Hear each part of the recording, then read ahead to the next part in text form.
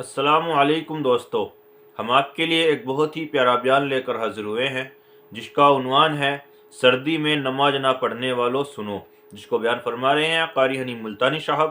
آئیے چلتے ہیں بیان کی طرف، توجہ سے سنیں۔ دنیا کی عدالت پہ یقین ہے کہ عدالت نے بلایا ہے، جانا پڑے گا، اور خدا کی عدالت پہ تیرا یقین نہیں۔ مدنی کریم صلی اللہ علیہ وسلم کی سیرت طیبہ کا جلسہ ہے۔ اصل سیرت تو یہ ہے کہ آدمی بیوی بچے چھوڑ کر، خاندان چھوڑ کر، دکان مکان بنگلہ کوٹھی چھوڑ کر ایسی طرف جاتا ہے، واپس کبھی نہیں آیا۔ آج سردی کا موسم آ رہا ہے، رضائیوں کی تیاری ہے، گرم کپڑوں کی تیاری ہے، عورتیں بچوں کے سویٹر وغیرہ تیار کر رہی ہیں۔ گرمی آئے گی، ہوا کا کام تیار ہے، پنکھوں کی صفائی ہو رہی ہے، نئے پنکھے خریدے جائیں گے، پتلے کپڑوں کی تیاری ہے۔ او مسلمانوں، سرگودے کے مسلمانوں، مجھے یہ بتاؤ قیامت کی خبر کی تیاری ہم کب کریں گے؟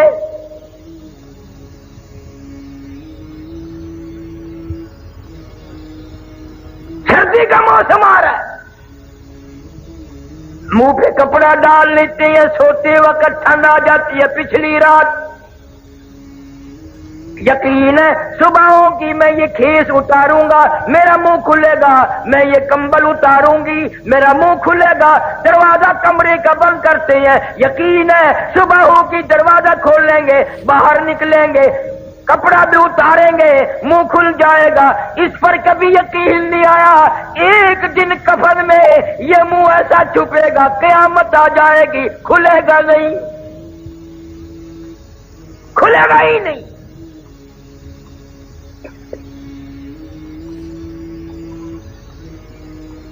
نئے نئے انداز کی آج ہماری موت آ رہی ہے۔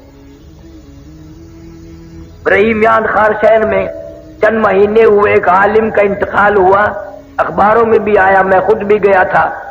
مغرب کی جماعت خود کرائی مولوی صاحب نے، اور بعد میں 2 سنتیں پڑھنے لگے، پہلی رکعت کے پہلے سجدے میں ہی موت آ گئی۔ سبحان ربی الاعلیٰ پڑھتے ہوئے موت آ گئی، وضو کے ساتھ موت آ گئی، سجدے میں موت آ گئی، اللہ کے حضور میں عاجزی کرتے کرتے موت آ گئی۔ ساری عبادات میں نماز اہم عبادت ہے، اور نماز کا مقصد سجدہ ہے، سجدے میں موت آ گئی۔ اب دل تو تمہارا بھی کرتا ہے سجدے میں موت آ جائے، اور مسجد میں آتے نہیں۔ کیا حضرت اسرائیل تجھے پکڑ کے دھڑام سے مسجد میں پھینک دے گا کہ سجدے میں گرجا میں آ رہا ہوں؟ دل کرتا ہے، تیاری کوئی نہیں کرتا۔ یقین ہی نہیں کہ یہ دنیا بڑے بڑے چھوڑ گئے، کیا میں نہیں چھوڑوں گا؟ ہزاروں کو قبروں میں پہنچا دیا، کندھوں پہ اٹھایا، جنازے پڑے، ہزاروں کی قبروں پہ مٹی خود ڈالی، اور اپنے اوپر مٹی پڑنے کا آج تک یقین نہ آیا۔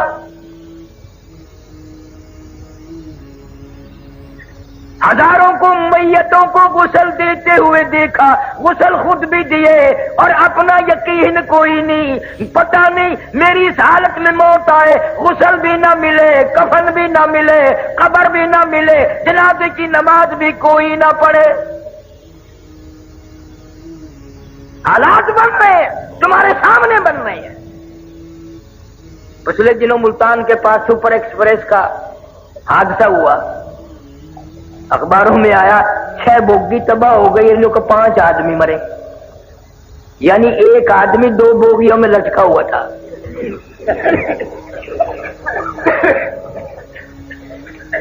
6 بوگی ہے تباہ اور 5 آدمی مرے، باقیوں کا کیا کیا، کہاں گئے پتہ نہیں، دریا میں پھینکے، پتہ نہیں کئی ٹبک بلڈوزر سے کھود کے اس میں دھکا دے دیا۔ ہاں تمہارے سامنے ایسا وقت بھی آ جاتا ہے، نہ کفن، نہ قبر، نہ جنازہ، نہ غسل۔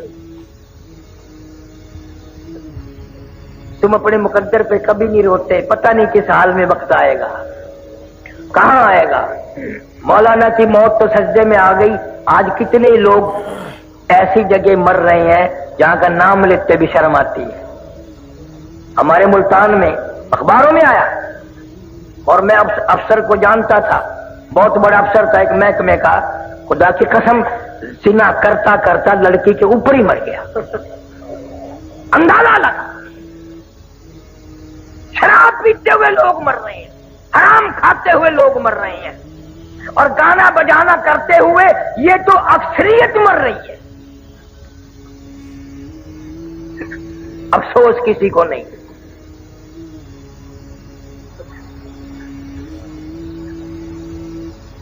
سیرت النبی صلی اللہ علیہ وسلم کا ایک بہت بڑا عنوان ہے، عورتیں اگر سنتی ہیں سن رہی ہیں تو مبارک ہو، نبی پہلے آیا بھی عورت کی گود میں، اور نبی جب دنیا سے رخصت ہوئے تو عورت کی گود تھی۔ کوئی نہیں کہہ سکتا نہ ابو بکر کی گود تھی، نہ فاروق اعظم کی تھی، نہ عثمان کی تھی، نہ علی مرتضیٰ کی تھی، عائشہ صدیقہ اور فاطمہ الزہرا کی گود تھی۔ نبی تشریف لائے ایسے خاندان میں، حضرت کے والد کا کیا نام ہے؟ حضرت عبداللہ۔ تم نے کبھی سوچا ہے وہ کیسا جوان ہوگا؟ اللہ پاک جل شانہ نے جب ساری کائنات کے سردار کے باپ ہونے کا شرف بھی اس کو بخشا ہوگا، وہ کتنا شریف ہوگا کہ امام الانبیاء کا باپ بنا دیا۔ ہمیں تمہیں تو پہچان نہیں، سیرت کی کتابوں میں لکھا ہے کہ ایک لڑکی یہودی حضرت عبداللہ کے چہرے پہ اس کی نگاہ پڑی مکے کے بازار میں، راستہ روک کے کہنے لگی نوجوان میرے ساتھ شادی کر لو۔ حضرت عبداللہ کنی کترا کے نکل گئے، بھلا جو امام الانبیاء کا باپ ہو وہ غیر لڑکیوں سے کیسے بات کرے؟ یہ تو ہمارا زمانہ ہے نا، چٹی داڑھی، سر ہل رہا ہے، قبر کی تیاری ہے، کالا برقع دیکھ کے ایویں ہینگنے جی میں گڈا ہینگ دیو۔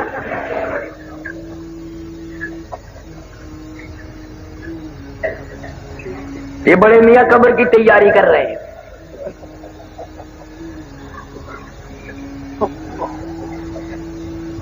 حضرت عبداللہ کے چہرے پہ لڑکی کی نگاہ پڑی، لگا میرے ساتھ شادی کر لو۔ کوئی جواب سوال نہ دیا، نکل گئے۔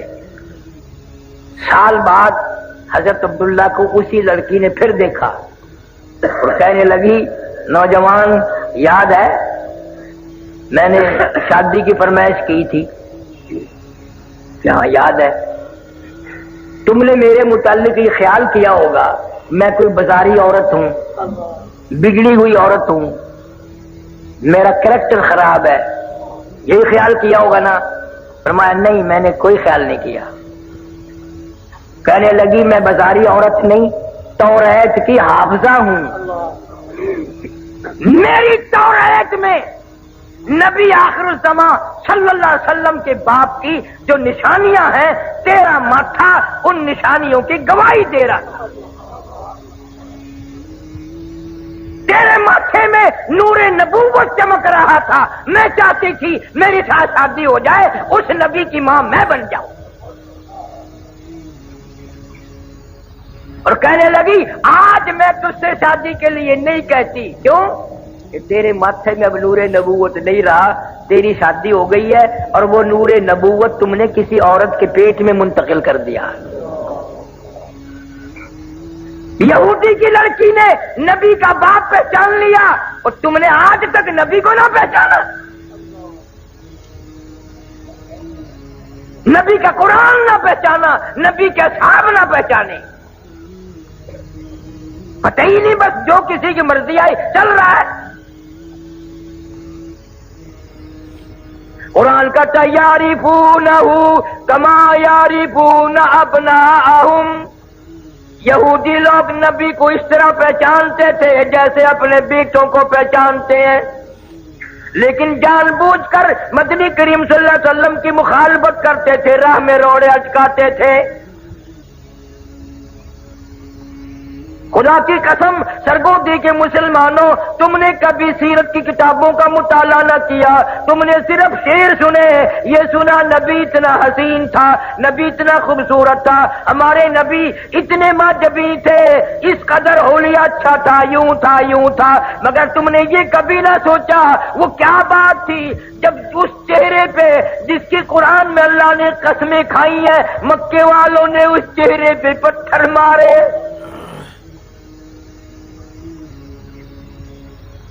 ارشاد فرماتے ہیں اشد الناس الانبیاء ثم امثل او کما قال النبی صلی اللہ علیہ وسلم، حضور فرماتے ہیں 1,24,000 رسولوں، پیغمبروں، نبیوں کو جتنا اللہ کی راہ میں ستایا گیا، ان سب کے مقابلے میں مجھ اکیلے کو ستایا گیا۔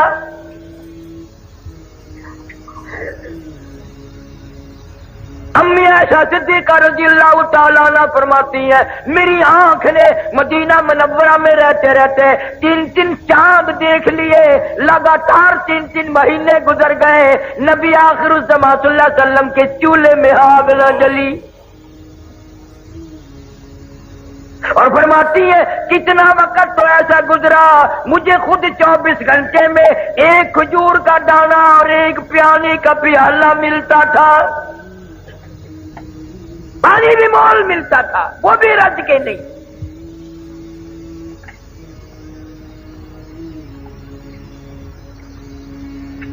کتنی تکلیفیں اٹھائی ہے اس یتیم مکہ صلی اللہ علیہ وسلم نے، کلمہ ضرور اس کا پڑھتا ہے مگر پہچان نہیں کرتے تم، کوشش ہی نہیں کی، نہ عورتوں کو پتا ہے نہ مردوں کو پتا ہے کس طرح اس اللہ والے کی زندگی گزری۔ میں دعا کرتا ہوں اللہ آپ سب کو حج بیت اللہ نصیب فرمائے، مدینہ منورہ کی زیارت نصیب فرمائے، گنبد خضرا کے پاس کھڑے ہو کر خدا کی قسم یہ پوچھ لینا او کالی کملی والے صلی اللہ علیہ وسلم تیرا اس قرآن پہ کلمے پہ کیا خرچ ہوا؟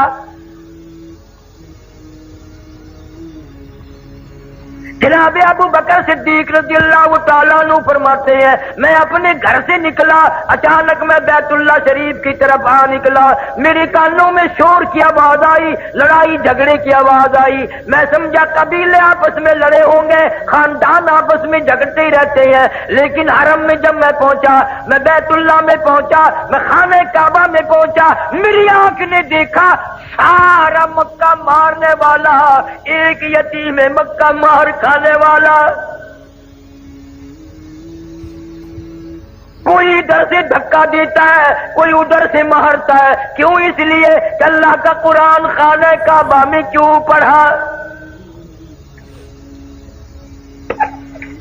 صدیق اکبر رضی اللہ تعالیٰ عنہ فرماتے ہیں میں نے ظالموں کو ادھر ادھر ہٹایا، بڑا منع کیا، اور یوں بھی میں نے کہا اتقتلون رجلا ان یقول ربی اللہ،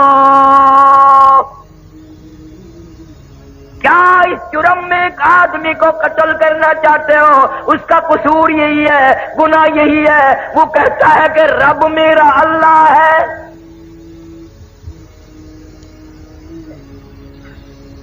فرماتے میرے منع کرتے کرتے ادھر ادھر لوگوں کو دھکا دیتے دیتے ایک ظالم آگے بڑھا اور اس نے حضور کریم صلی اللہ علیہ وسلم کی پیارے پیارے گلے میں گردن مبارک میں کپڑا ڈال لیا، اتنے بل چڑھائے اتنے بل چڑھائے، ابو بکر فرماتے میری آنکھ نے دیکھا محمد کریم صلی اللہ علیہ وسلم کی دونوں آنکھیں باہر نکل آئی۔ تجھے کیا معلوم ہے نبی کا گلا گھونٹ دیا گیا۔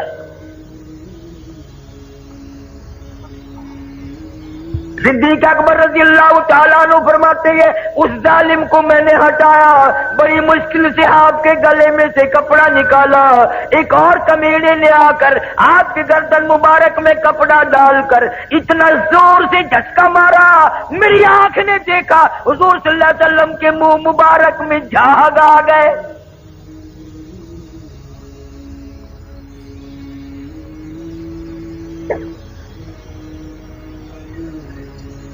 ایسی سیرت کون پڑھے، کون بتائے؟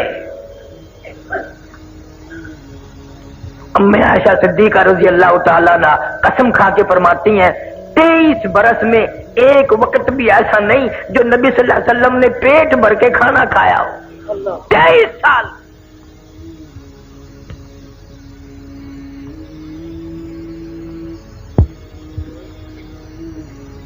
मक्का मुकर्रमा में हजरत उस्मान रजी अल्लाह ताला अन्हु को पता चला कि आज आपका 5वें दिन का फाका हो गया। हाजिर खिदमत हुए, खाना पकाकर साथ लाए, कच्चा राशन भी साथ लाए, और एक बात कही हजरत उस्मान ने रजी अल्लाह ताला अन्हु कि या रसूलुल्लाह सल्लल्लाहु अलैहि वसल्लम, आपने 5 दिन का फाका काटा है, मुझे क्यों नहीं खबर करी, जबकि आपको ये मालूम है कि मेरा माल भी आपका है और ये मेरी जान भी आपकी है सल्लल्लाहु अलैहि वसल्लम। कौन आज कहेगा ये माल मेरा नहीं है, नबी का है, ये जान मेरी नहीं मेरे नबी की है। और इतना अदब किया उस्मान ने सारे कह दो रजी अल्लाह ताला अन्हु, कि सारी उम्मत को शर्मिंदा कर दिया, सारी उम्मत को शर्मिंदा कर दिया उस्मान ने। ये हाथ जो कलमा पढ़ते वक्त मुरीद भी किसका बना, इमामुल अंबिया सल्लल्लाहु अलैहि वसल्लम का। मुरीद भी देखो, पीर भी देखो, जो हाथ बैत करते वक्त, मुसलमान होते वक्त, कलमा पढ़ते वक्त नबी के हाथ पे रखा था, कसम खा के फरमाते हैं सारी जिंदगी इस हाथ की इतनी हिफाजत की, सारी जिंदगी में कभी इस्तंजे की जगह इस हाथ को नहीं लगने दिया, शर्मगाह को कभी नहीं लगने दिया। क्यों? ये वो हाथ है जो नबी के हाथ पे रखा था। कौन ऐसा अदब करेगा?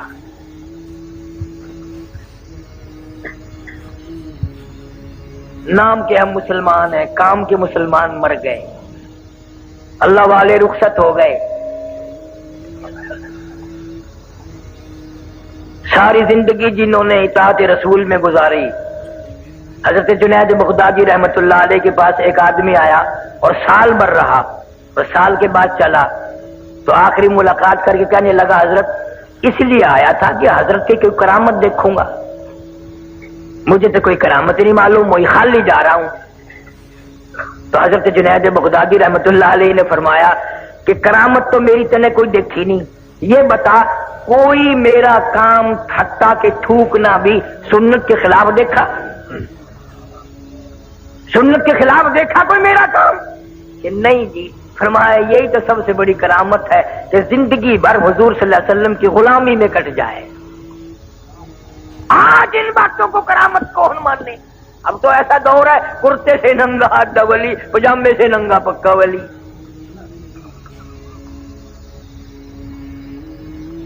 सुन्नत की ताबेदारी को लोग विलायत नहीं समझते। हमारे अकाबिर उलमाए देवबंद ने हद कर दी तकवे में, परहेजगारी में, इल्म में, अमल में, बर्ताव में, जिहाद में। मौलाना मुजफ्फर हुसैन कांधली रहमतुल्लाह अलैह करीब के जमाने के बुजुर्ग गुजरे हैं। नवाब हैदराबाद, नवाब मलेर कोटला, नवाब ग्वालियर, ये मुसलमान नवाब जो थे तो आपस में इकट्ठे होते, आप बातें चलती हैं, एक दूसरे को कहते हैं तेरी कमाई हराम है, तेरी कमाई ठीक नहीं है, कसम खुदा की। फिर फैसला ये होता कि मौलाना मुजफ्फर हुसैन को कोई लुकमा खिला के देखो, अगर इसका माल हलाल है तो हजम हो जाएगा, वरना मौलाना को उल्टी हो जाएगी। मेरे अकाबिर ऐसे थे, उनके हलक को कसौटी के तौर पर इस्तेमाल किया गया।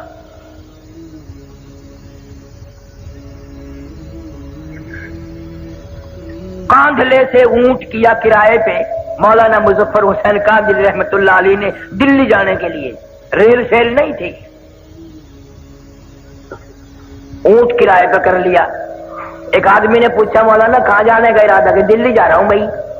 यूं जेब में से रुक्का निकाला कागज का, मेरा ये कागज तो दे देना फलाने आदमी को। मौलाना फरमाने लगे ठहर जा। क्यों? कि मेरा सामान भी देख ऊंट वाला देख गया है, اور میرا قد بھی اس نے دیکھ لیا ہے، اس سے اجازت مانگوں گا کہ جو سامان میں دکھا چکا ہوں اس سے ایک کاغذ زیادہ تیرے اونٹ پہ وزن رکھنے کی اجازت ہے کہ نہیں؟ ایک کاغذ رکھنے کی اجازت ہے کہ نہیں؟ آج کا مسلمان من وزن اٹھا کے لاتا ہے، لاری والا پوچھتا ہے کتنا، یہی ہے 10 کلو۔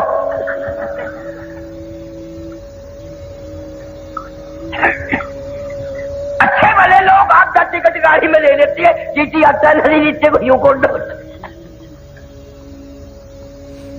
رات دن فریب، دھوکہ بازی، بدماشی۔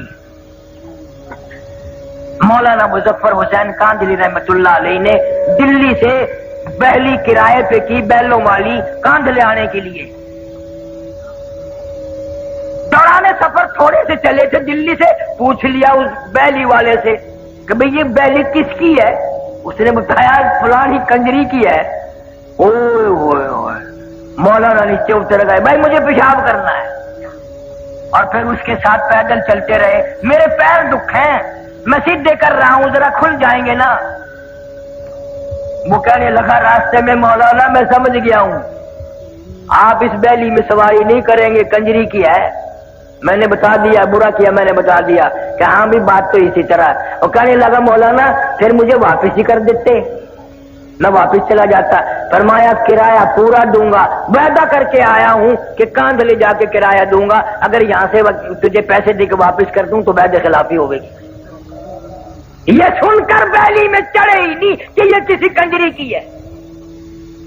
اور آج کا دور دیکھو، مولوی کو پیسے دے جائے کنجری، دعا کرنا اللہ برکت دے، مولوی صاحب نے جوڑی پھیلا رکھی، یا اللہ اس کے کاروبار میں برکت کر۔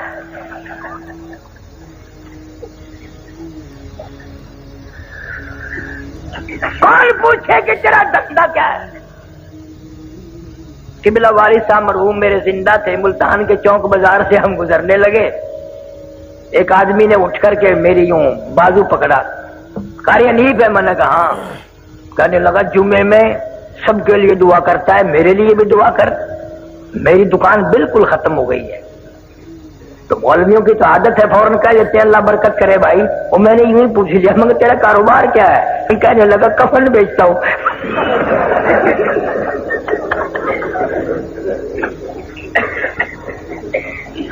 میں نے کہا کاروبار بدل لے، لوگ مرے تو تیرا دھندا چلے، میں کیوں دعا کروں کہ اللہ لوگوں کا بیڑا غرق۔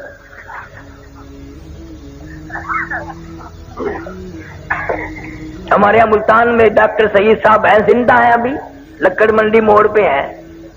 انہوں نے جب کتنے سال کی بات ہوگی، پہلے جب دکان کھولنے کا پروگرام بنایا تو میرے دوست مجھے بھی لے گئے کہ جی ڈاکٹر صاحب دکان کھول لیں گے، دعا کرو۔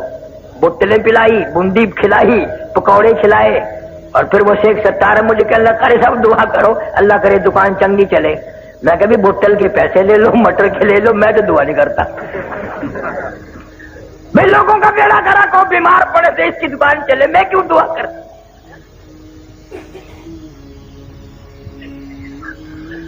ہم تو ایسے بزرگوں کے ماننے والے ہیں، قسم خدا کی قبلہ مولانا احمد علی صاحب لاہوری رحمت اللہ علیہ نے ساری زندگی میں بے نماز کے ہاتھ کا پانی نہیں پیا،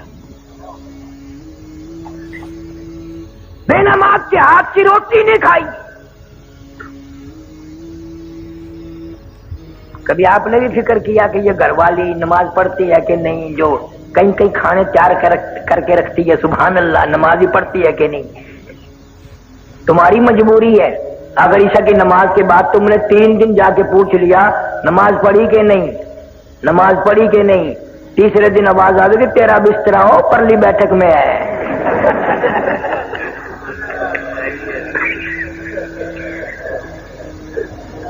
کون پوچھے؟ اب تو بلکہ ماحول ایسا بن گیا، مرد غلام ہے عورتوں کے، گھر سے نکلتا کہتا ہے میری روٹی نہ پکائیے، ہوٹل سے کھا لوں گا۔ اب گھر والوں کو تم کبھی ہاتھ دھونے کے لیے، نماز کے لیے کہہ بھی دو گے، ہوٹلوں پہ ایسے چھوکرے آٹا گونتے ہیں، آٹا ملتے ملتے کبھی آگے سے کھجایا کبھی پیچھے سے کھجایا، نمک ڈالنے کی ضرورت ہی نہیں رہتی۔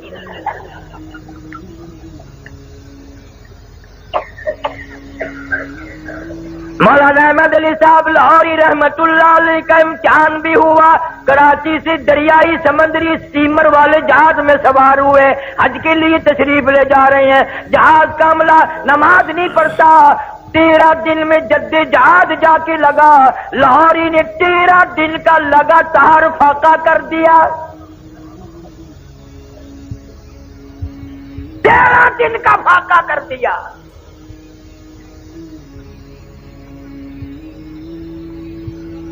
تم ہوتے یا میں ہوتا نا وہاں، ویسے ہی روٹی پکانا، اجی ارادہ تو ہے نماز پڑھنے کا انشاءاللہ، اب میں وضو تمہاری روٹی وضو کر کے کھاؤں گا، وعدہ تو ہو گیا نا۔ کان کرے میرا کابر نے حد کر دی۔ مولانا یحییٰ علی پٹنہ کے بزرگ ہیں، شہر پٹنہ صوبہ بہار میں انگریز کی حکومت ہے، بغاوت کا کیس چلا کے مولانا یحییٰ علی پٹنہ والے کو گرفتار کر لیا، جیل میں دے دیا اور کیس چلایا، پھانسی کا حکم دے دیا۔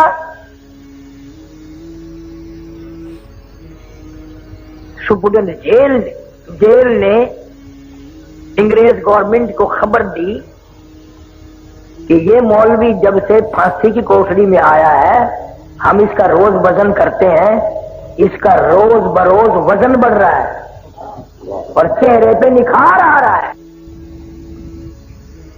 کلکتے سے ٹیلی گرام آیا بیوی بیگم کی طرف سے، میں بڑی بیمار ہوں، رانچی جیل میں ہے مولانا آزاد، بڑی بیمار ہوں، مجھے امید نہیں بچنے کی، میرا آخری وقت ہے، خدا کے لیے کسی طرح ضمانت پہ آ جاؤ، میرا منہ دیکھ جاؤ، اپنا منہ دکھا جاؤ۔ مولانا آزاد نے جوابی ٹیلی گرام دے دیا، اگر تیرا وقت آ گیا کلمہ پڑھتی ہوئی چلی جا، درود پاک پڑھتی ہوئی چلی جا، استغفار کرتی ہوئی چلی جا، قرآن کی تلاوت کرتی ہوئی چلی جا، میں تجھ سے ملنے کے لیے، تیرا منہ دیکھنے کے لیے انگریز جیسے کمینے سے ضمانت کی بھیک مانگنے کو تیار نہیں۔ اگر تیرا آخری وقت آ گیا انشاءاللہ میری تیری کل حوض کوثر پہ ملاقات ہوگی۔ غیرت دیکھ علماء دیوبند کی۔ مولانا حسین احمد مدنی سارے کہہ دو رحمت اللہ علیہ، 11 جنازے گھر سے اٹھے، حضرت کی والدہ ماجدہ مرحومہ کا انتقال ہو گیا، خبر دی گئی آؤ ماں کا منہ دیکھ لو، جنازے کو کندھا دے دو، آخری وقت ہے۔ حضرت نے جواب دے دیا، انگریز جیسے کمینے ظالم سے میں ضمانت کی بھیک مانگنے کو تیار نہیں۔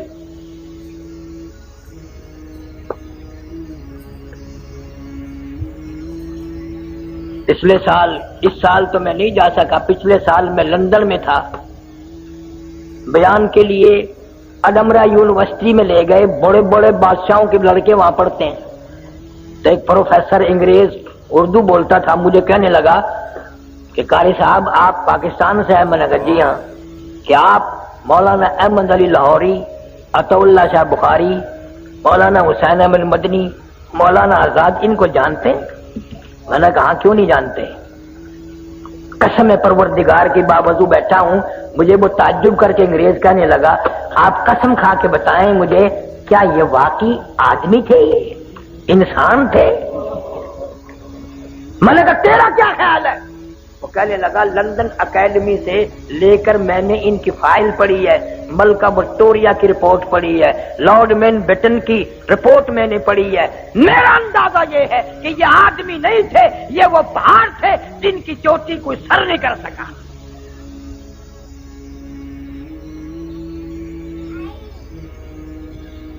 آج اس دور میں ہر آدمی کی تمنا ہے انگریز بن کے مروں، انگریزی لباس، انگریزی کپڑے، انگریزی برتن۔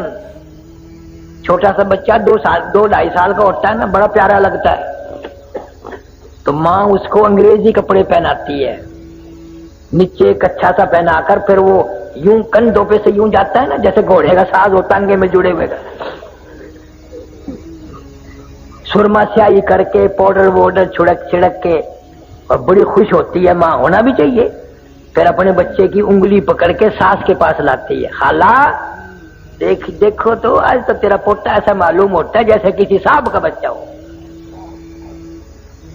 آگے سے دادی جان بھی خوش ہو کے کہتی ہے خدا کی قسم یہ ہمارا ہے ہی نہیں۔ تصدیق ہو گئی بھی مٹی پر آئی ہے۔ اندازہ لگاؤ جس قوم کی یہ ذہنیت ہو، جن کا مزاج یہ ہو، کس طرح ہدایت ہوگی، کس طرح ہم لوگ ایمان کے ساتھ مریں گے، کس طرح کلمہ نصیب ہوگا۔ مولانا جعفر تنیسری رحمت اللہ علیہ میری کرنال ضلع کا راجپوت برادری کا آدمی صاحب جاگیر ہے، بیعت کر لی، مرید بن گیا حضرت شیخ الہند رحمت اللہ علیہ کا۔ فوراً مصیبت آئی۔ آج تو لوگ اس لیے کسی پیر کے مرید ہوتے ہیں چلو 2-4 دن میں خلافت ہی مل جائے گی۔ ایک پیر سے میں نے پوچھا کہ بزرگ نے جو تجھے خلافت دی کہاں ملا تھا؟ کہنے لگا گڈی میں سفر کر رہا تھا وہ بھی میں بھی، اترتے ہوئے خلافت دے گئے۔ پتہ نہیں دال ریوڑی تھی یا دال کراری بیچتے ہیں نا، وہ خلافت ہی بیچ گیا، اتنا سستا سودا۔ حضرت شیخ الہند رحمت اللہ علیہ جزیرہ انڈمان میں 4 سال کی قید کر دی انگریز نے، جا کے جہاز سے اترے، انگریز آگے آگے چلا اور کہنے لگا میرے پیچھے پیچھے آؤ میں راستہ بتاؤں گا۔ حضرت شیخ الہند وہی کھڑے ہو گئے، فرمانے لگے بدبخت تو ہمارے آگے کیوں چلتا ہے؟ جب تک تو آگے چلے گا میں یہی ٹھہرا رہوں گا، ہمارے پیچھے رہ کر بتا دائیں مڑنا ہے بائیں مڑنا، انگریز آگے ہو میں پیچھے ہرگز نہیں چلوں گا۔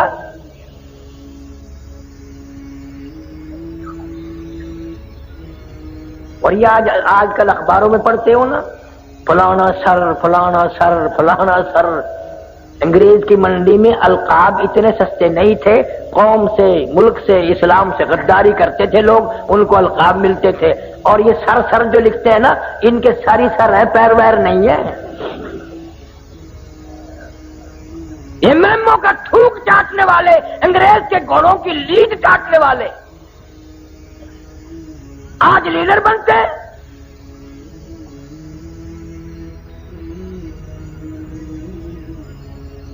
وہی ذہنیت ہے ان کی۔ مولانا جعفر تنیسری رحمت اللہ علیہ کو گرفتار کر کے جائیداد ساری نیلام کر دی، کرک کر دی، مکان بھی نیلام کر دیا۔ مولانا کی بیٹیوں کو سر کے بالوں سے پکڑ کر گھسیٹ کر باہر پھینکا، تڑام تڑام سے بچوں کو پھینک دیا۔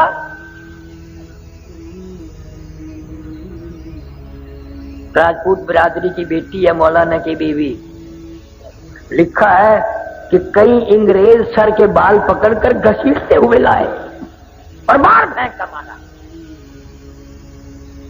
مولانا فرماتے ہیں مجھے بڑا فکر تھا اس بات کا کہ گرفتار تو ہو گیا ہوں، کیسے گزرے گی، اکیلا رہوں گا۔ فرماتے ہیں جب امبالے شہر کی مجھے جیل میں لے جایا گیا، آگے کیا دیکھتا ہوں مولانا یا علی وہی بزرگ جس کی میں نے بات بتائی، پتھرا والے آگے بیٹھے ہیں اور مولانا حمید اللہ صورت والے، 2 بزرگ آگے بیٹھے۔ میں خوش ہوا، خوب گزرے گی جب مل بیٹھیں گے 3 دیوانے، اب کوئی غم نہیں۔ مولانا فرماتے ہیں انگریزوں نے لوہے کے کڑے بنوائے، 10 شیر کا لوہے کا کڑا ہمارے ایک ایک پیر میں ڈال دیا اور لاہور کی طرف ہمیں پیدل چلایا، چابک مار مار کے چلاتے تھے۔ مگر مولانا لکھتے ہیں جب نماز کا وقت آتا ہم تینوں آدمی آنکھوں میں اشارے کر کے زمین پر بیٹھ جاتے، تیمم کر کے نماز پڑھتے، ہم رکوع کرتے، 4 انگریز پوری طاقت سے ہماری کمر پہ پیٹھ پہ چابک مارتے، کوڑے برساتے، ہم ایک ایک سجدے میں ایک ایک رکوع میں 70 مرتبہ سبحان ربی الاعلی کہتے تھے۔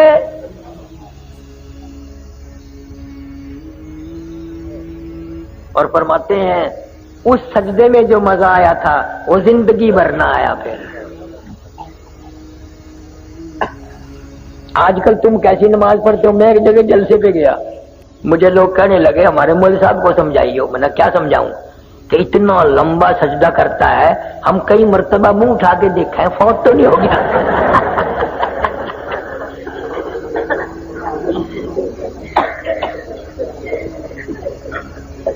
انہیں کو پتا ہے سجدے کی حقیقت کیا ہے.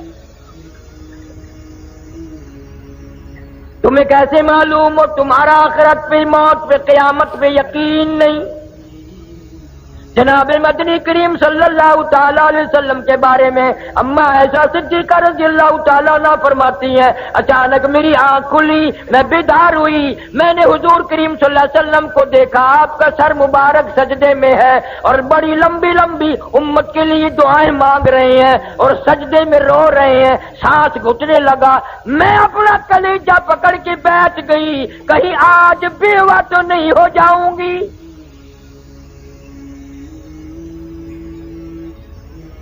اور فرماتی ہیں سجدے میں حضور صلی اللہ علیہ وسلم اتنے روئے، میں نے سجدے کی جگہ بعد میں ہاتھ پھیرا، میرا ہاتھ نبی کے آنسوؤں میں تر ہو گیا. تیرا نبی میرا نبی سجدے میں ساری ساری رات روئے، امت کے لیے دعائیں مانگتے مانگتے روئے. آج میری تیری چٹی داڑھی ہو گئی، قبر کی تیاری ہے، اپنی بدامالی پہ، اپنی روح سیاہی پہ ساری زندگی میں ایک مرتبہ بھی رونا نہ آیا.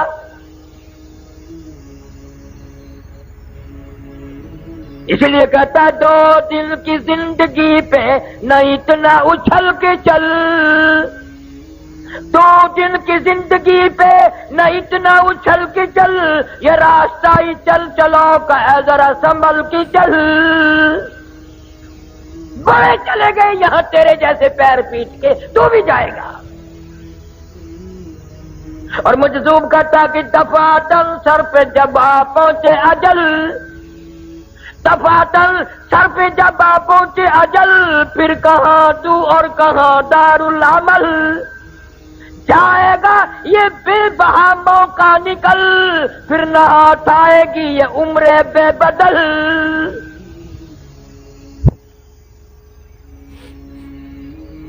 حدیث شریف میں آتا ہے کہ شب رات کی رات میں اگلی شب رات تک کے مرنے والوں کے نام حضرت اسرائیل کو فہرست بنا کر دے دی جاتی ہے. قسم پروردگار کی ہم یہ جتنا مجمع بیٹھا ہے پتہ نہیں کس کس کا نام اس فہرست میں آ چکا ہے، کس کس کے لیے آخری سال ہے، کس کس کے لیے آخری مہینہ آ چکا ہے، کس کس کے لیے آخری سردیاں آ چکی ہیں.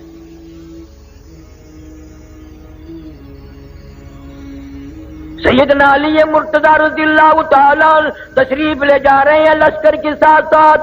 قبرستان راستے میں آ گیا، اپنے شاگردوں سے ہٹ کر قبرستان میں جا کھڑے ہوئے اور رونے لگے اور قبر والوں کو کہنے لگے او قبر والوں ہمارا تو یہ حال ہے، اموالکم قسمت، جو تم نے مال جمع کیا تھا وہ تقسیم ہو گیا. نساؤکم زوجت، کل تیری بیوی تیرے بغل میں پڑھ کے کہتی تھی میں تیری ہوں میں تیری ہوں، تیرے مرنے کی دیر تھی، اب کسی اور سے شادی رچا لی، اس کو کہہ رہی ہے میں تیری ہوں میں تیری ہوں. اور پھر روئے ہیں حضرت علی رضی اللہ تعالیٰ عنہ اور فرمانے لگے اپنے شاگردوں کو اگر یہ قبر والے بول سکتے بتاؤں کیا کہتے. فرمایا بتاؤ، فرمانے لگے کہ یوں کہتے یہ سرائے در مسافروں بخدا یہ کسی کا مکان نہیں، یہ سرائے در مسافروں بخدا یہ کسی کا مکان نہیں، اور جو مقیم تھے اس میں کل یہاں کہیں آج ان کا نشان نہیں، جو مقیم تھے اس میں کل یہاں کہیں آج ان کا نشان نہیں. جو مثال ٹوٹی ہے خوش بیان تمہیں گفتگو تھے گوہر فشاں وہ پڑے ہیں آج خاموش یہاں کہ دہن میں گویا زبان نہیں. روئے ہیں حضرت علی رضی اللہ تعالیٰ عنہ. جناب فاروق اعظم رضی اللہ تعالیٰ عنہ کو لوگوں نے دیکھا زمین پہ کروٹیں بدل رہے ہیں اور بے تحاشا رو رہے ہیں. کسی نے پوچھ لیا فاروق تجھے کیا ہوا اتنا بہادر کیوں رویا؟ فرمانے لگے تمہیں معلوم نہیں قبر کا اندھیرا یاد آ گیا. جناب عثمان رضی اللہ تعالیٰ قبر کو دیکھتے وہی بیٹھ گئی. اتنے روتے داڑھی سے آنسو گزر کر زمین پہ ٹپکتے. پوچھا امیر عثمان اتنے کیوں روئے؟ تمہیں تو 10 مرتبہ حضور صلی اللہ علیہ وسلم نے جنت کا ٹکٹ عطا فرمایا آپ کیوں روئے؟ فرمانے لگے اس قبر کو دیکھ کر یوں روتا ہوں اس اندھیری کوٹڑی میں آئے بغیر گزارا نہیں.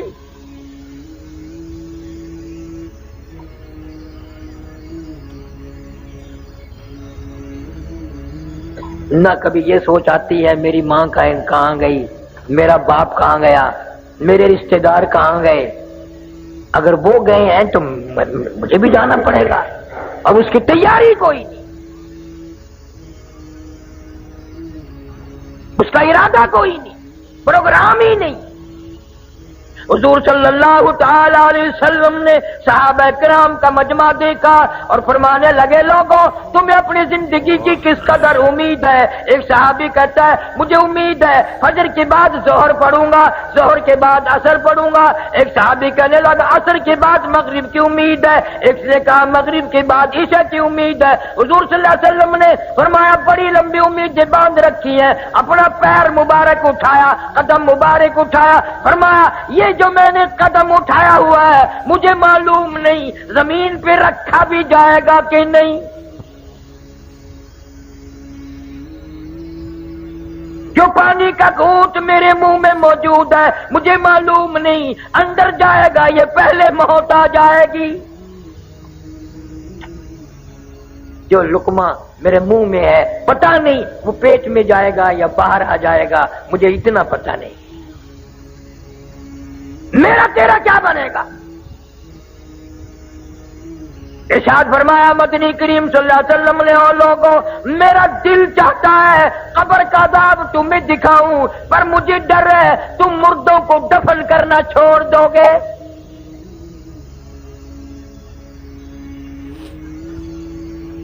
تم قبرستان سے گزرتے ہو ہاتھ میں ٹیپ ہے گانا لگا ہوا ہے اور تیری نگاہ کبھی نہیں پڑی، اندھا ہو کے وہاں سے گزر جاتا ہے کہ اس قبر میں کون ہے، اس قبر میں کون ہے، اس قبر میں کون ہے. کھڑا ہو گئی دنیا. ہم نے بڑی بڑی کوٹیاں سنسان ہوتی دیکھی، بڑے بڑے بنگلے ویران ہوتے دیکھی، ہم نے ملک کے ملک ویران ہوتے دیکھے. قرآن کہتا ہے وَكَمْ أَهْلَكْنَا قَبْلَهُمْ مِنَ الْقُرُونِ وَكَمْ أَهْلَكْنَا قَبْلَهُمْ مِنَ الْقُرُونِ. میری زمین پہ فساد نہ کرو، میری زمین پہ زنا نہ کرو، میں نے تم جیسے کتنے ملک برباد کر دیے. جب آدمی عورت ہو مرد ہو زنا کر کے چلتے ہیں خدا کی قسم حضور صلی اللہ علیہ وسلم نے فرمایا اللہ کی زمین اللہ سے عرض کرتی ہے یا اللہ اجازت دے میں لقمہ بنا کر نکل جاؤں پلیت قدموں سے، یہ میرے اوپر چل رہے، قتل کر کے شراب پی کے زنا کر کے بدماشی کر کے میرے اوپر چل رہے ہیں. قرآن کہتا ہے وَوُضِعَ الْكِتَابُ فَتَرَى الْمُجْرِمِينَ مُشْفِقِينَ مِمَّا فِيهِ وَيَقُولُونَ يَا وَيْلَتَنَا مَا لِهَذَا الْكِتَابِ. قیامت کے دن الگ الگ صفحے بنے گی، ہر آدمی اپنا نامہ اعمال ہاتھ میں لے کے کھڑا ہوگا اور یہ پہچان ہوگی قیامت کے دن سجدے ہاتھ میں اعمال نامہ مل گیا تو کامیاب ہو گیا اور کھبے ہاتھ میں ملا تو ہار گیا۔ اور شاہ عبد العزیز محدث دہلوی رحمۃ اللہ علیہ لکھتے ہیں میری طرف دیکھو کہ یوں چھاتی کو چیر کر اور یہ ہاتھ اس میں سے گزار کے یوں پیچھے سے نامہ اعمال پکڑایا جائے گا۔ قرآن ہے وَأَمَّا مَنْ أُوتِيَ كِتَابَهُ وَرَاءَ ظَهْرِهِ فَسَوْفَ يَدْعُو ثُبُورًا وَيَصْلَىٰ سَعِيرًا۔ ہار گیا، پھنس گیا۔ اعلان ہوگا وَامْتَازُوا الْيَوْمَ أَيُّهَا الْمُجْرِمُونَ، ظالموں اور زانیوں اور بدماشوں، حرام خوروں، ملاوٹ کرنے والوں، الگ ہو جاؤ، آج نیک بندوں کے پاس تمہیں کھڑا ہونے کی اجازت ہے۔ تجھے کبھی فکر ہوا کہ پتہ نہیں میرا وارہ کدھر لگے گا؟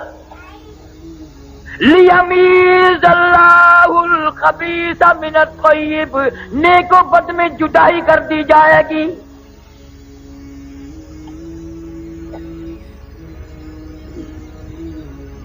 آخری وقت ہوتا ہے آدمی کا، ہاتھ مارتا ہے، کروٹیں بدلتا ہے، سانس کھچ کھچ کے آ رہا ہے۔ بیٹی نے پوچھ لیا امی جان کیا تکلیف ہے؟ کہتی ہے بیٹی بخار نہیں، نزلہ نہیں، کھانسی نہیں، درد کوئی نہیں، سانس لیتی ہوں، اتنی تکلیف ہوتی ہے کہ سینکڑوں ہزاروں ڈھنگریوں کے اوپر سے، کانٹوں کے اوپر سے جیسے گھسٹ کے سانس آ رہا ہو، سانس لیتی ہوں، سانس نہیں آتا۔ آج پتا چلا سانس کی کتنی قیمت ہے۔ قل متاع الدنیا قلیل والآخرۃ خیر لمن اتقى ولا تظلمون فتیلا۔ ساری عمر میں نماز نہ پڑھی، پرواہ نہ کی، قرآن نہ پڑھا، آج سانس کی قیمت معلوم ہوئی۔ وی سی آر کے سامنے بڑے خوشی سے سانس لیے، گانا بجانا کرتے ہوئے بڑے خوشی کے سانس لیے، حرام کھاتے ہوئے بڑے خوشی کے سانس لیے۔ حضور فرماتے ہیں صلی اللہ علیہ وسلم موت کے وقت اتنی تکلیف ہوتی ہے جیسے ہزاروں چھرے یکدم چلا دیے گئے ہو۔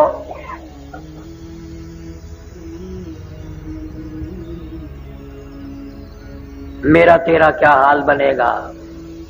امی عائشہ صدیقہ رضی اللہ تعالیٰ عنہ فرماتی ہیں حضور صلی اللہ علیہ وسلم کا آخری وقت ہے، میری گود میں آپ کا سر مبارک تھا، پسینے آئے اور آپ نے مجھ سے پانی مانگا۔ فرماتی ہیں میں پانی لے کے آئی، میرے محبوب کو پیاس لگی ہوگی، اشارہ فرمایا کہ یہاں رکھ دے، قریب میں نے رکھ دیا۔ فاطمہ الزہرا فرماتی ہے میرا جگر پھٹنے لگا، میں نے دیکھا میرے ابا پانی میں ہاتھ بھگو بھگو کر اپنے چہرے انور پہ یوں چھینٹے مارنے لگے۔ حضرت عائشہ فرماتی ہے میں نے رو دیا، محبوب کیا بنی، یہ گھبراہٹ کیسی، یہ پسینے کیسے؟ یوں فرمایا میری عائشہ تو نہیں جانتی موت کتنی گھبراہٹ والی ہے۔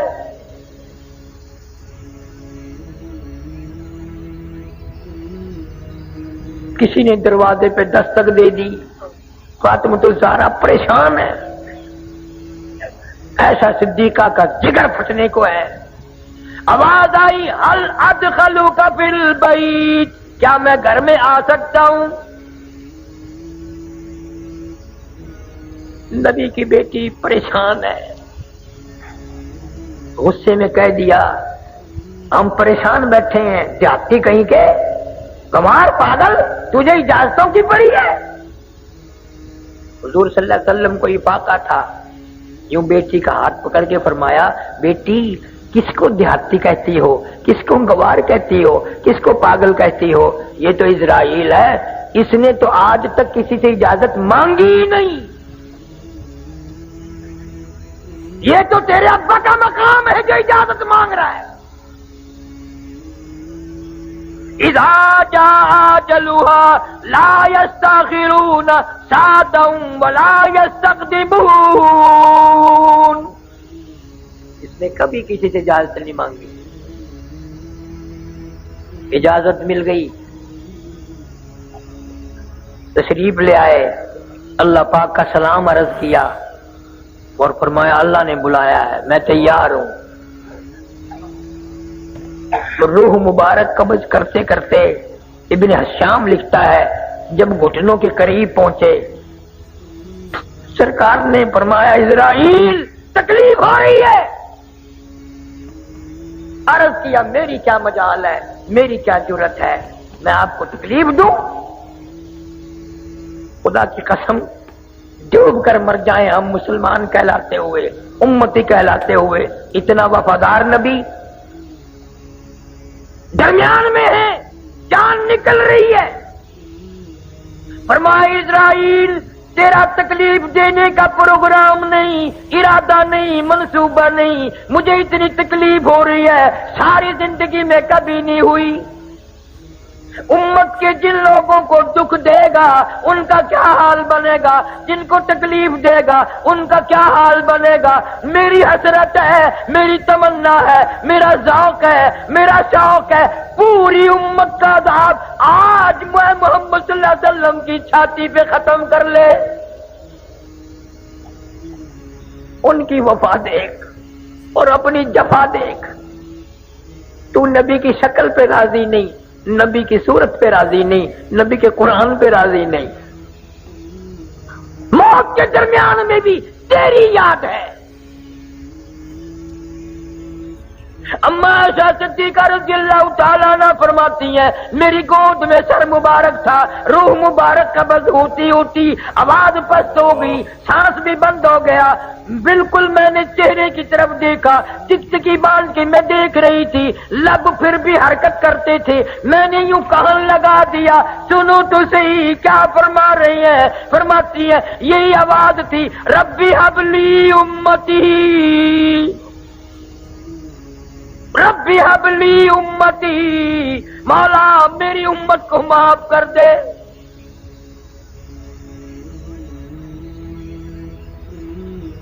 امتی کیا کمال کر رہا ہے، کاروبار میں یاد نہیں کرتا، شادی میں یاد نہیں کرتا، حکومت کرنے میں نبی کو یاد نہیں کرتے، ذمہ دارہ کرنے میں نبی کو یاد نہیں کرتے. اس نبی نے دیکھو ہمیں کہاں کہاں یاد فرمایا. کیا جواب دیں گے؟ یہ منہ لے کر اس نبی کے دربار میں قیامت میں کیسے جائیں گے؟ فرمایا آخری وقت ہے، کروٹ میں کروٹ بدل رہا ہے، دم نکلنے کو ہے، 360 رگیں ٹوٹ رہی ہیں. حدیث پاک میں آتا ہے مردہ مرنے والا پیروں کے جان نکلتی ہے، کڑاک کڑاک کی آواز سنتا ہے. قرآن کہتا کلا اذا بلغ التراقی وقیل من راق وظن انه الفراق والتفت الساق بالساق الى ربك يومئذ المساق. رگیں ٹوٹیں گی، اعضاء چھوٹیں گے. بڑے بہادر آدمی کی جان نکلتے وقت منہ چر گیا، بند کرنے کی طاقت نہیں. اپنا منہ بند نہیں کر سکو گے، آنکھ چری رہ گئی بند نہیں کر سکتے، انگلی بند رہ گئی کھول نہیں سکتے، دونوں پیر الگ الگ ہو گئے ان کو ایک جگہ اکٹھے نہیں کر سکتے. وہ دوسرا آدمی پکڑ کے کپڑا وپڑا باندھ کے اکٹھے کر رہا ہے. کتنا مجبور، کتنا لاچار، کتنا بےکس، کتنا بے بس. پھر مرنے والے کو تختے پہ ڈال لیا غسل دینے کے لیے. غسل دینے والا کپڑے اتارنے لگتا ہے تو آواز آتی ہے چور ہے جسم اتنا، چور چور ہے جسم اتنا، کرم کیجیے غسل آہستہ آہستہ سے دیجیے، او میرے کپڑے اتارو سنبھال کے، او میرے کپڑے اتارنے والے میرا بازو نہ مروڑ، میرا ہاتھ نہ مروڑ، کپڑوں کی فکر میں تو مجھے تکلیف نہ پہنچا۔ تجھے کیا معلوم ہے میں موت کا صدمہ عظیم اٹھا کے آیا، میں موت کا جھٹکا کھا کے آیا، میری رگیں توڑ کے رکھ دی گئی، آج تیری انگلی بھی مجھے چھری کی طرح لگتی ہے۔ مکھی بیٹھ جائے پہاڑ معلوم ہوتا ہے۔ اور خیال کر آج تو میرے کپڑے اتار کے ننگا کر رہا ہے، مالک کائنات کی قسم کل کو تو یوں ہی ننگا ہو جائے گا۔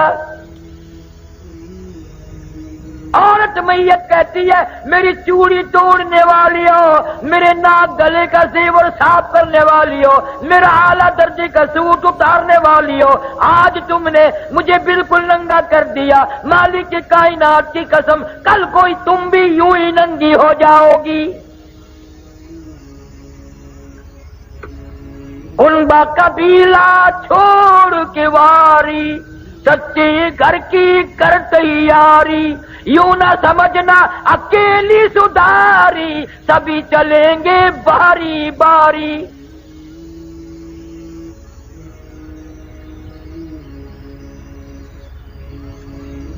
آج نماز نہیں، قرآن کی تو تلاوت کی توفیق ہی نہیں رہی، نہ عورتوں کو نہ مردوں کو۔ بڑے خوش ہیں ہم قرآن نہیں پڑھتے، نہ پڑھو، اللہ کہتا ہے تیری زبان اس قابل نہیں کہ میرا پاک قرآن پڑھے، تیری آنکھ اس قابل نہیں کہ میرے قرآن کا دیدار کرے۔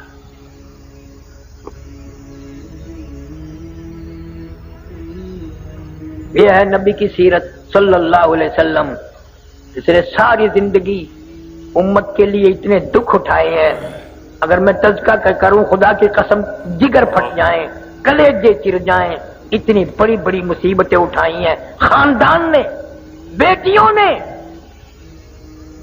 کیسٹوں سے پتہ چلے گا کہ سیدہ زینب نے کتنے دکھ اٹھائے ہیں، سیدہ فاطمہ الزہرا رضی اللہ تعالیٰ عنہا نے حضور صلی اللہ علیہ وسلم ابا کے سامنے کتنی تکلیفیں جھیلی، اور صحابہ کرام نے کتنے دکھ اٹھائے ہیں آخری وقت تک۔ آج ہم سنتوں پہ عمل کرنے کے لیے تیار نہیں، ہمارے گھروں سے مان جاؤ، میرے بھی تمہارے بھی، ہمارے گھروں سے سنتوں کے جنازے نکل گئے، جنازے اٹھ گئے، وضو نہیں، نماز نہیں، دینی تعلیم نہیں، اثر نہیں، بات نہیں دین کی۔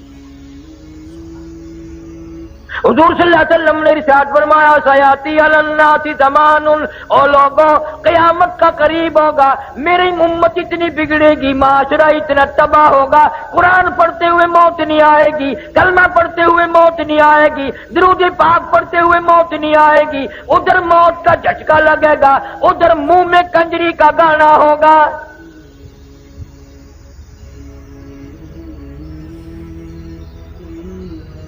آج بازار میں دکان دکان سے، مکان مکان سے،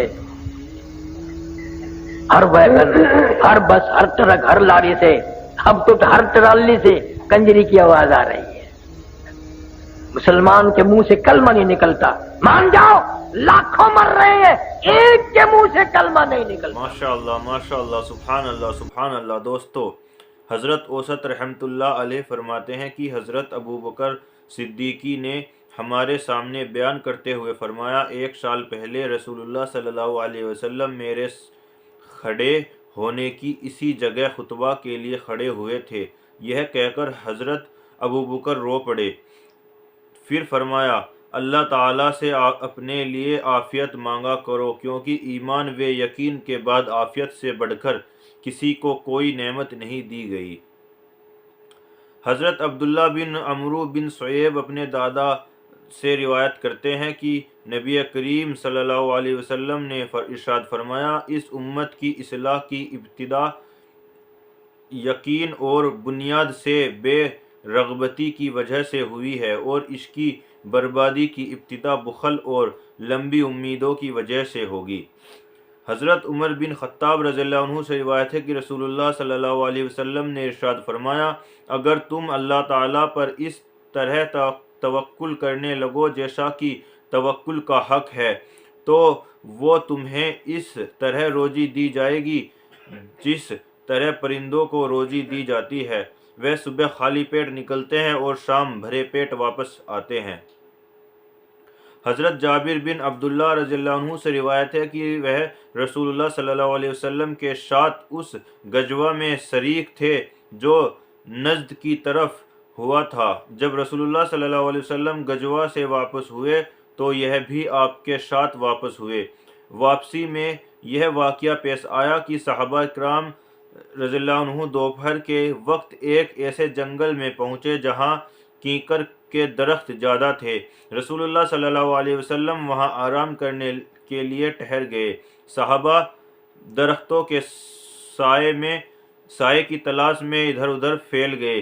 رسول اللہ صلی اللہ علیہ وسلم نے بھی کینکر کے درخت کے نیچے آرام فرمانے کے لیے قیام کیا اور درخت پر اپنی تلوار لٹکا دی اور ہم بھی تھوڑی دیر کے لیے درختوں کے سائے میں سو گئے۔ اچانک ہم نے سنا کہ رسول اللہ صلی اللہ علیہ وسلم نے ہمیں آواز دے رہے ہیں۔ ہم وہاں پہنچے تو آپ کے پاس ایک دیہاتی کافر موجود تھا۔ آپ صلی اللہ علیہ وسلم نے ارشاد فرمایا، میں سو رہا تھا، اس نے میری تلوار مجھ پر سونت لی، پھر میری آنکھ کھل گئی تو میں نے دیکھا کہ میری ننگی تلوار اس کے ہاتھ میں ہے۔ اس نے مجھ سے کہا، تم کو کون بچائے گا؟ میں نے 3 مرتبہ کہا، اللہ۔ آپ صلی اللہ علیہ وسلم نے اس دیہاتی کو کوئی سزا نہیں دی اور اٹھ کر بیٹھ گئے۔ حضرت صالح بن مسمار اور حضرت جعفر بن برقان رضی اللہ عنہ فرماتے ہیں کہ رسول اللہ صلی اللہ علیہ وسلم نے حضرت حارث بن مالک رضی اللہ عنہ سے پوچھا، حارث تم کس حال میں ہو؟ انہوں نے عرض کیا، اللہ کے فضل سے میں ایمان کی حالت میں ہوں۔ آپ صلی اللہ علیہ وسلم نے دریافت فرمایا، کیا سچے مومن ہو؟ انہوں نے عرض کیا، سچا مومن ہوں۔ آپ نے فرمایا، سوچ کر کہو، ہر چیز کی ایک حقیقت ہوتی ہے، تمہارے ایمان کی کیا حقیقت ہے؟ یعنی تم نے کس بات کی وجہ سے یہ طے کر لیا کہ میں سچا مومن ہوں؟ عرض کیا، میری بات کی حقیقت یہ ہے کہ میں نے اپنا دل دنیا سے ہٹا لیا اور رات کو جاگتا ہوں، دن کو پیاسا رہتا ہوں، یعنی روزہ رکھتا ہوں، اور جس وقت میرے رب کا عرش لگایا جائے گا اس منظر کو گویا میں دیکھ رہا ہوں۔ جنت والوں کی آپس کی ملاقاتوں کا منظر میری آنکھوں کے سامنے رہتا ہے اور گویا کہ میں اپنے کانوں سے دوزخیوں کی چیخ و پکار کو سن رہا ہوں، یعنی جنت اور دوزخ کا تصور ہر وقت رہتا ہے۔ آپ صلی اللہ علیہ وسلم نے ان کی اس گفتگو کو سن کر ارشاد فرمایا، حارث ایسے مومن ہے جن کا دل ایمان کے نور سے روشن ہو چکا ہے۔ تو دوستو، کیسا لگا آپ کو ہمارا یہ بیان؟ اگر بیان پسند آیا ہو تو اسے لائک کریں، ہمارے چینل کو سبسکرائب کریں اور دوسروں تک اسے شیئر ضرور کریں۔